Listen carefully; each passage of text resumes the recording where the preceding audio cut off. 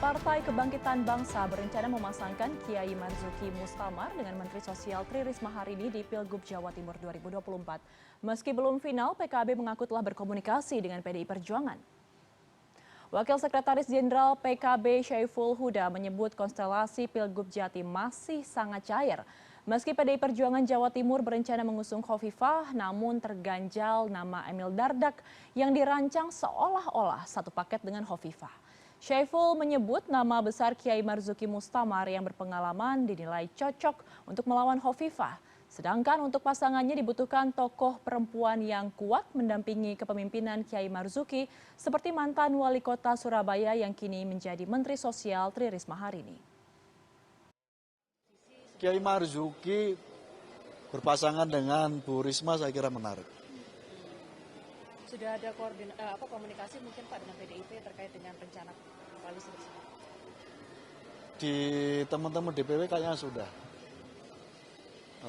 Kan awalnya teman-teman PDIP ingin menjadi bagian dari gerbongnya Mbak Khofifah, mengusung calon wakil, tapi perkembangannya kayaknya dengan konstelasi terakhir sama beberapa rekomendasi partai kan sudah langsung memaketkan Mbak Khofifah dengan Kang Emil Dardak. Partai Kebangkitan Bangsa melirik KH Marzuki Mustamar dipasangkan dengan kader PDI Perjuangan Tri Risma hari ini untuk berlaga dalam Pilgub Jatim 2024. Merespons wacana ini, PDI Perjuangan juga menunjukkan sinyal positif atas terbentuknya poros baru KH Marzuki dan Risma. Lalu apakah duet ini akan menjadi strategi jitu menggerus suara Khofifah Emil di Jawa Timur? Malam hari ini kita akan membahasnya bersama dengan Wasekjen PKB Syaiful Huda, Ciko Hakim juru bicara Timnas Pemenangan Pilkada 2024 PDI Perjuangan, dan Erlangga Pribadi, pengamat politik Universitas Erlangga. Selamat malam Mas Huda, Bang Ciko, dan juga Mas Erlangga, apa kabar? Baik. Malam. Baik. Alhamdulillah. Baik, saya ingin ke Mas Huda terlebih dahulu ya. Mas Huda, ini tadi dicuplikan sebelumnya Anda menyebut bahwa muncul nama KH Marzuki dan juga Tri Risma hari ini dalam bursa Pilkada Jatim di PKB. Apakah kemudian kedua nama ini sudah mengerucut atau sebenarnya masih ada hal-hal yang harus dipertimbangkan kembali? Ya, sebenarnya itu opsi-opsi simulasi beberapa kandidat yang muncul dan menjadi diskusi di internal kami. Jadi sepenuhnya sebenarnya kembali ke teman-teman PDI Perjuangan. Semangatnya kira-kira kita ingin menyuguhkan sosok alternatif di luar Mbak Khofifah di Jawa Timur. Nah, salah satu opsi simulasi beberapa kandidat figur Kiai Marzuki dengan Bu Risma kira-kira termasuk opsi yang bisa didorong. Tapi sekali lagi ini masih opsi yang sifatnya internal di kami di PKB, dan semua kembali ke kemungkinan kita bikin poros di Jawa Timur dengan teman-teman PDI Perjuangan. Oke, jadi ini sifatnya masih sangat cair, masih ada perbincangan internal seperti itu. Tapi kalau misalkan dari dua nama ini, opsi Kiai Marzuki dan juga Risma, ada nama lain nggak yang potensial, Mas? Sampai hari ini ada, tapi di kami, di internal kami, opsi ini kira-kira yang cukup baik dari beberapa nama yang sedang beredar hari ini. Kenapa jadi cukup baik? Kira-kira begini. Backgroundnya Jawa Timur ini punya sejarah juga di mana incumbent bisa dikalahkan, dan kami meyakini dengan sosok Kiai Marzuki dan Bu Risma termasuk bisa menjadi penantang baru buat Mbak Khofifah yang kira-kira dimungkinkan untuk bisa memenangkan pilkada di Jawa Timur. Oke, baik. Saya ingin ke Bang Ciko sekarang. Bang Ciko, kami menangkap ada sinyal yang positif ya dari PDI Perjuangan terkait dengan wacana duet Kiai Marzuki dan juga Bu Risma. Apakah sebenarnya ini dikarenakan isu bahwa kader PDIP yang diharapkan untuk menjadi cawagup Khofifah akhirnya kalah suara dengan koalisi pendukung Khofifah yang memantapkan Emil Dardak sebagai cawagup? Sampai hari ini kami merasa semuanya belum ada yang begitu final ya, yang begitu tadi katakan mengerucut ataupun sudah semuanya masih cair. Namun tentu harus diingat setiap partai ini mempunyai karakternya masing-masing. Nah, kita mengetahui karakter partai kami PDI Perjuangan ini selalu ingin mengutamakan kader ketika bicara soal pemilihan dimanapun, tingkatan manapun.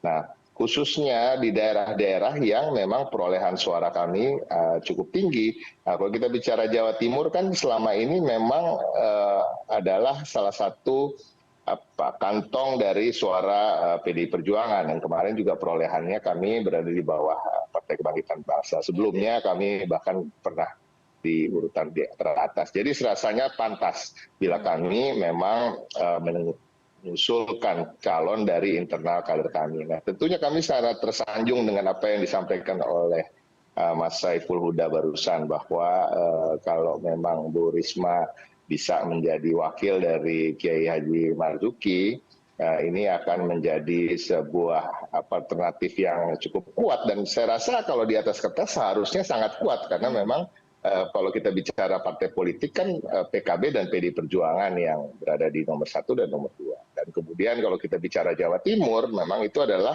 kantong dari Nahdlatul Ulama dan kaum nasionalis. Jadi memang secara logis ini bisa menjadi duet yang cukup ampuh, duet yang cukup maut. Ya, tetapi memang sampai hari ini semuanya masih dalam tahap pembicaraan, tahap pencermatan, karena kami betul-betul harus melihat hasil-hasil dari survei, elektabilitas, akseptabilitas. Nah, kalau kita bicara selama ini kalau dikatakan Bu Khofifah sangat kuat dan lain-lain, tapi belum ada survei yang mengatakan beliau itu berada di atas 50% sebagai incumbent. Dan ini cukup berat kalau kita bicara soal tingkat kepuasan publik misalnya. Apakah sudah ada yang survei menyatakan tingkat kepuasan publiknya di atas 80%? Saya rasa saya belum melihat ya. Nah, ini juga artinya sangat beatable, sangat masih bisa dikalahkan. Nah, ini juga mengapa kami merasa beberapa pihak yang merasa kuat belum tentu sekuat itu kan, dan sangat penting untuk memilih pasangan yang bisa membantu mengangkat suara dari calon yang dianggap kuat. Seluruh Indonesia saya rasa belum ada betul-betul calon gubernur yang bisa sendirian melaju dan bisa memilih siapapun wakilnya dan merasa dia akan menang. Oke, jadi memang harus betul-betul memikirkan mesin dari partai politik. Nah, kalau kita bicara mesin partai politik, PKB dan PDI Perjuangan tentu mesinnya teruji dan terbukti di Jawa Timur. Oke, Bang Ciko, tapi saya ingin konfirmasi dulu nih. Ketika nama Tri Risma hari ini muncul disandingkan dengan Kiai Marzuki, nama Bu Risma ini akan ada sebagai calon gubernur atau calon wakil gubernur? Nah, ini kan seperti saya sampaikan, semuanya masih cair, semuanya masih dapat dibicarakan, ya Kak Agus Huda ya. Tapi pada prinsipnya itu yang tadi saya sampaikan, bagi PDI Perjuangan kami tentu mengutamakan kader untuk masuk dalam kombinasi, either itu berada di calon gubernur atau calon wakil gubernur. Tapi tentunya kami akan sangat realistis untuk menyikapi apakah nanti dalam negosiasi dan lain-lain mana yang lebih pantas menjadi jabatan bagi kami. Oke, saya ingin kembali ke Mas Huda dulu. Mas Huda, PKB ini kan punya golden ticket ya di Jawa Timur. Kemudian ada nama Bu Risma dan juga ada nama Kiai Marzuki. Jadi gimana nih cocoknya, siapa yang jadi gubernur, siapa yang jadi wakil gubernur? Ya nanti kita serahkan pada diskusi dengan teman-teman PDI Perjuangan. Tapi PKB semangatnya walaupun bisa ngusung sendiri, karena kebetulan PKB mendapatkan 27 kursi, teman-teman PDIP 20 kursi. Jadi, tapi itu tidak jadi pilihan kami.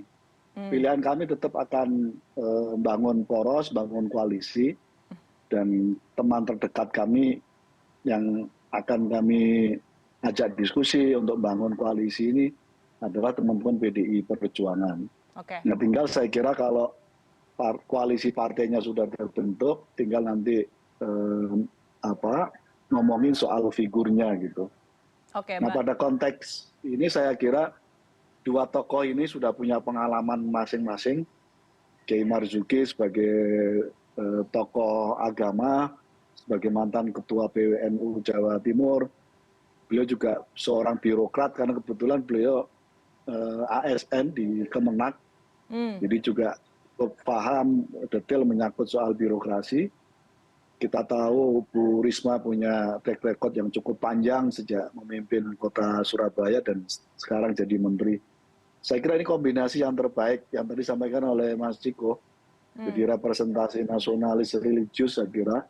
Dan ini bisa merepresentasikan subkultur yang ada di Jawa Timur. Oke, jadi masih dalam tahap diskusi ya semuanya. Saya ingin ke Mas Erlangga. Mas Erlangga, saya ingin pendapatnya nih, bagaimana Anda melihat konstelasi politik di Jawa Timur setelah ada nama yang mencuat seperti ingin membuat poros baru, Kiai Marzuki dan juga Risma? Iya, saya pikir kalau memang per hari ini ya harus diakui bahwa pertama Bu Khofifah itu memang masih leading gitu. Cuman bukan berarti namanya politik dinamis. Artinya bukan berarti tidak memiliki lawan yang seimbang gitu. Dan tadi seperti diutarakan sama Gus Huda gitu kan, sebetulnya bahwa dari proses simulasi artinya alternatif salah satu yang muncul ada lagi nama misalnya Kiai Marzuki dan Bu Risma. Nah pasangan ini sebenarnya sangat menarik karena pertama menggabungkan dua partai politik terbesar di Jawa Timur, yaitu PKB dan PDI Perjuangan. Dan kedua juga kemudian kalau kita lihat secara subkultur, itu dalam konteks Jawa Timur sebagai basis sosial dari kelompok santri ataupun nasionalis itu terrepresentasikan dalam dua figur tadi. Apalagi kalau kita melihat baik dua figur antara Kiai Marzuki Mustamar ataupun Bu Tri Risma hari ini adalah figur, misalnya Kiai Marzuki Mustamar, beliau adalah kiai dari lapisan sosial santri, tapi juga memiliki interaksi yang baik dengan kalangan nasionalis. Demikian pula Bu Tri Risma hari ini, kalau kita melihat basis politiknya adalah PDI Perjuangan, tapi beliau juga memiliki jejak misalnya keturunan dari kalangan Nahdliyin, beliau dekat dengan kalangan ulama, gitu, dan di mana hal-hal tersebut justru menjadi bagian yang mengkayakan. Nah, cuman kemudian dalam prosesnya akan muncul beberapa hal-hal yang harus dijawab. Gitu. Artinya bahwa kalau kita melihat baik Kiai Marzuki Mustamar ataupun Bu Risma itu kan kelasnya itu gubernur dua-duanya itu. Dalam konteks ini, maka bagaimana kemudian proses negosiasi, proses dialog untuk kemudian dalam pasangan tersebut. Dan itu merepresentasikan antara partai-partai politik. Nah juga kemudian kalau kita melihat misalnya ini sebagai simulasi, mungkin juga perlu kita pertimbangkan dalam proses yang masih agak panjang, itu juga ada beberapa nama lain yang muncul. Nama-nama figur misalnya dari kalangan muda yang sebelumnya sebagai kepala daerah, atau bahkan figur nasional. Gitu. Figur nasional misalnya, apalagi kemudian Jawa Timur ini kan dalam pilkada-pilkada sebelumnya sangat menentukan. Jadi bagian dari epicentrum yang akan mendorong dinamika politik di tingkat nasional. Ada figur nasional, bisa jadi misalnya figur seperti Timur. Apabila mungkin kemarin diusung nomor 3 misalnya.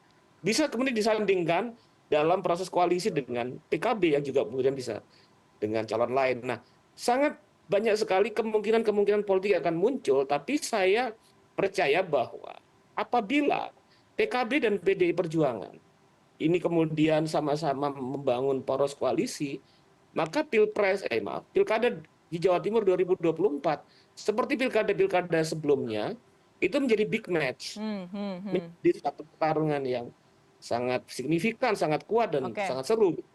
Kita akan tunggulah kira-kira bagaimana proses dialog antara dua partai ini. Bagaimana proses dialog dan juga proses negosiasi antara PDI Perjuangan dan juga PKB ini juga yang masih ditunggu, tapi masalahnya adalah secara hitung-hitungan internal ini seberapa kuat pasangan Kiai Marzuki dan juga Risma akan menandingi Khofifah Emil. Ini kita akan bahas pemirsa usai jeda, jangan kemana-mana, tetap di Pilihan Indonesia.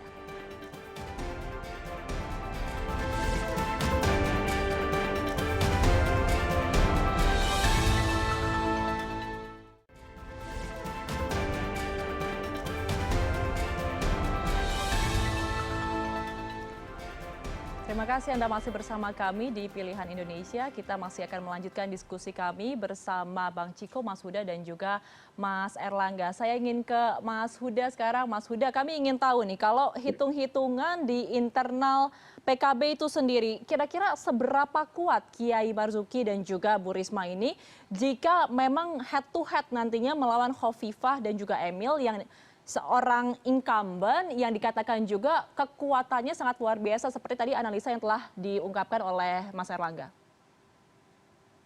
Ya, kalau kita tilik di aspek faktor internal, Kiai Marzuki bisa menyatukan secara utuh semua struktur kader dan simpatisan PKB karena beliau tokoh Nahdlatul Ulama di Jawa Timur.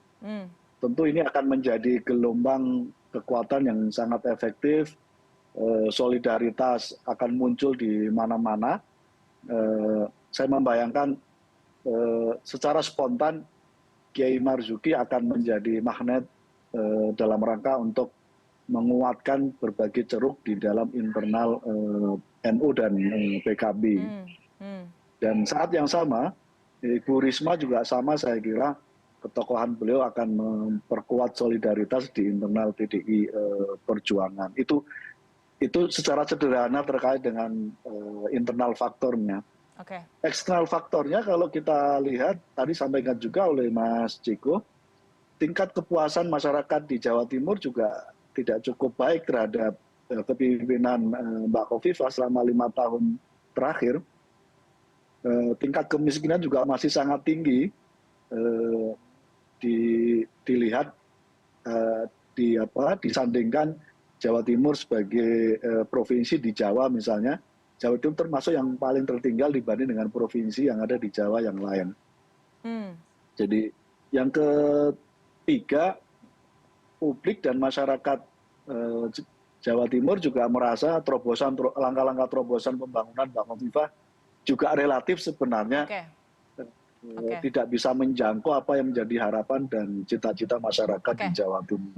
Itulah yang lalu meyakini kami bahwa Mbak Khofifah pada konteks eksternal faktornya juga akan berkontribusi kelemahan beliau untuk memenangkan pasangan Kiai Marzuki dan Ibu Risma. Tapi Mas Huda, masalah tingkat elektoral dari Kiai Marzuki dan juga Tri Risma hari ini bagaimana? Apakah ini juga menjadi sebuah pertimbangan dari PKB?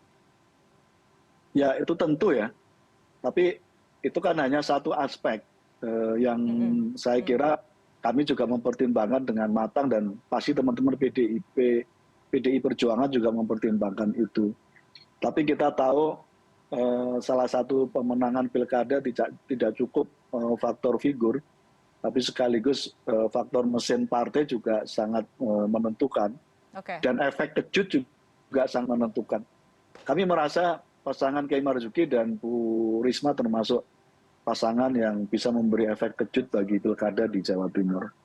Efek kejut untuk pilkada di Jawa Timur, saya ingin konfirmasi ke Bang Ciko. Bang Ciko, bagaimana nih kalau misalkan memang dipasangkan antara Kiai Marzuki dengan Tri Risma hari ini, apakah ini akan menjadi strategi yang jitu untuk memenangkan suara di pilkada Jawa Timur? Karena kalau kita melihat secara elektoral sebenarnya ini masih ada di bawah Khofifah.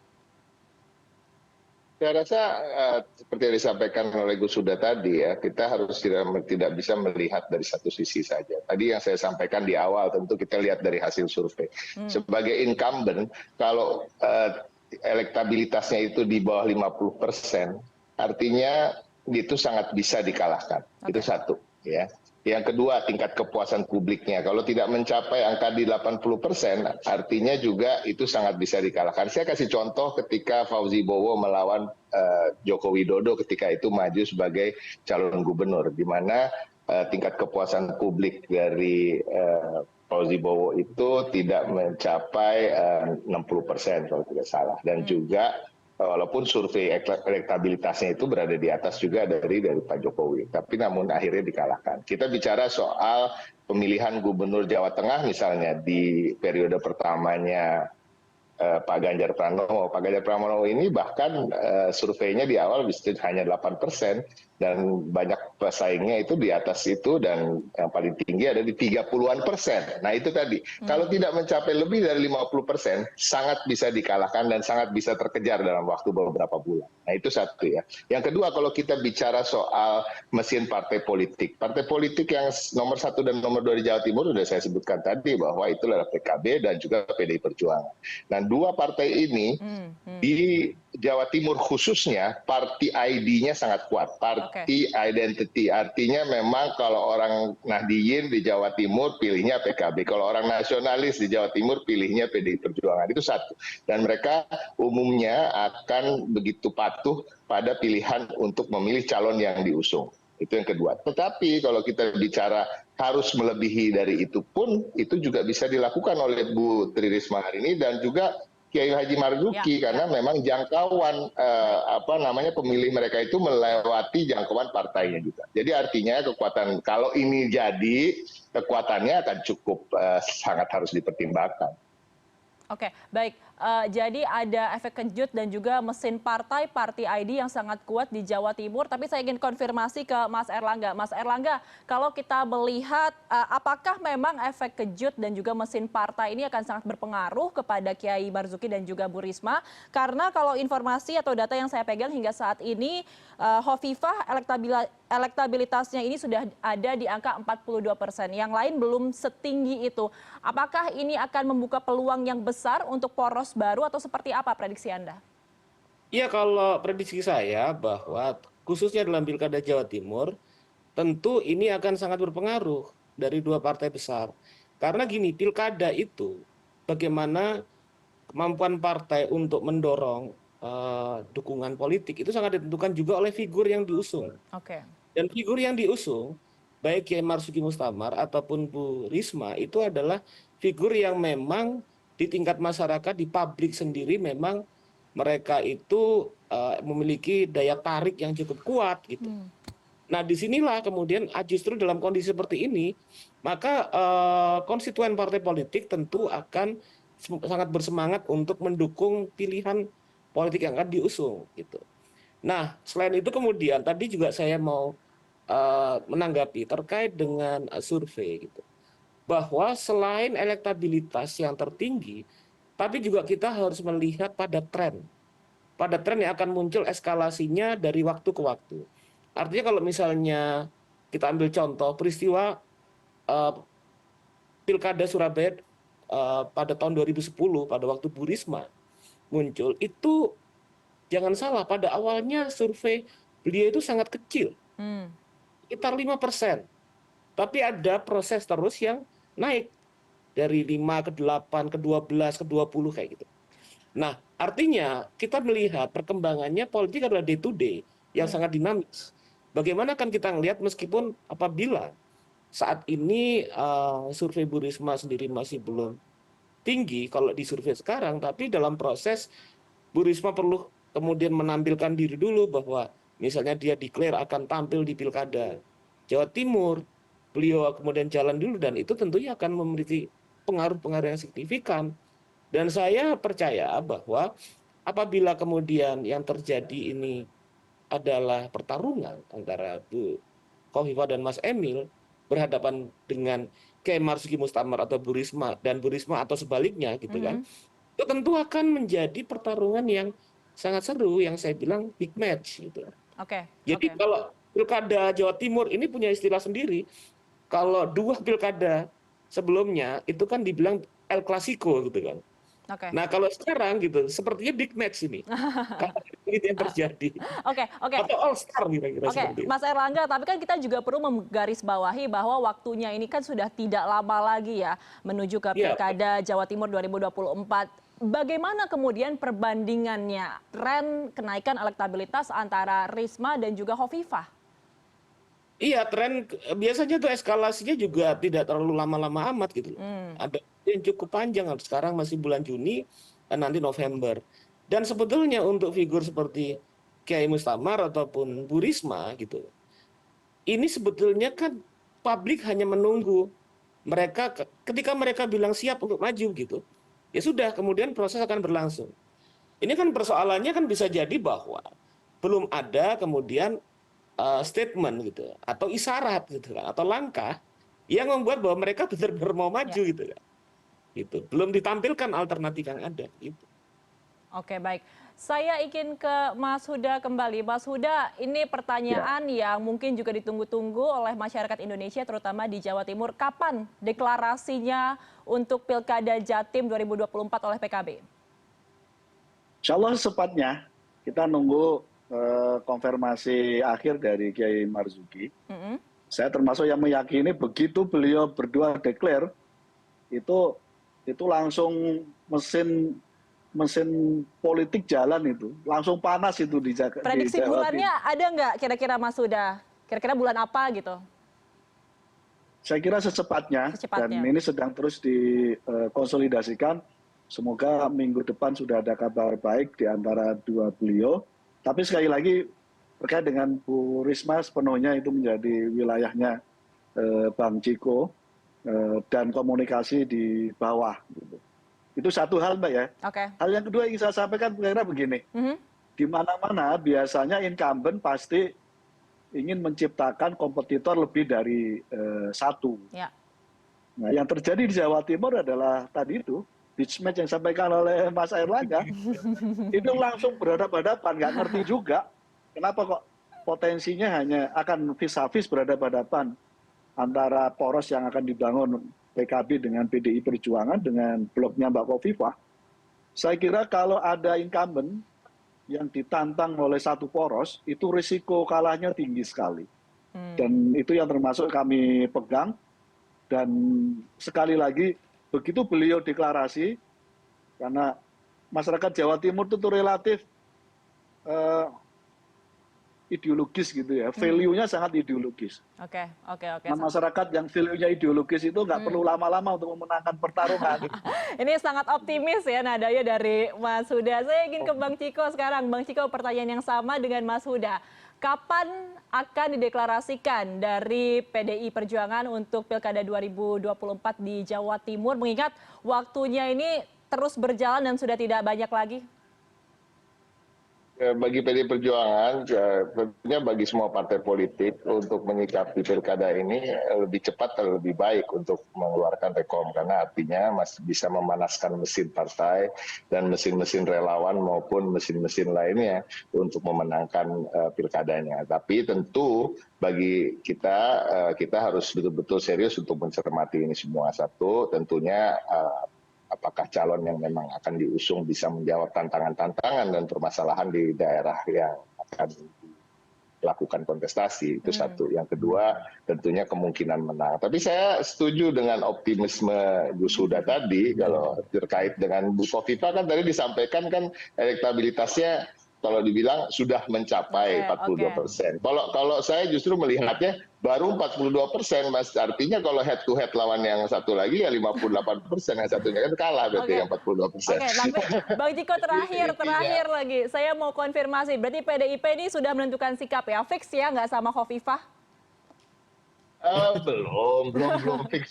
Semuanya belum sebelum surat rekom itu keluar. Tapi yang harus diingat ini, ya nomor satu harus diingat adalah tentunya PDI Perjuangan ingin mengusung calon wakil ataupun calon gubernur, itu aja dari internal kami. Jadi mana yang akan lebih memungkinkan bisa mengakomodir itu, dan karena kami merasa pantas, karena kami bisa punya mesin partai politik yang begitu kuat di Jawa Timur, artinya itu yang menjadi prioritas.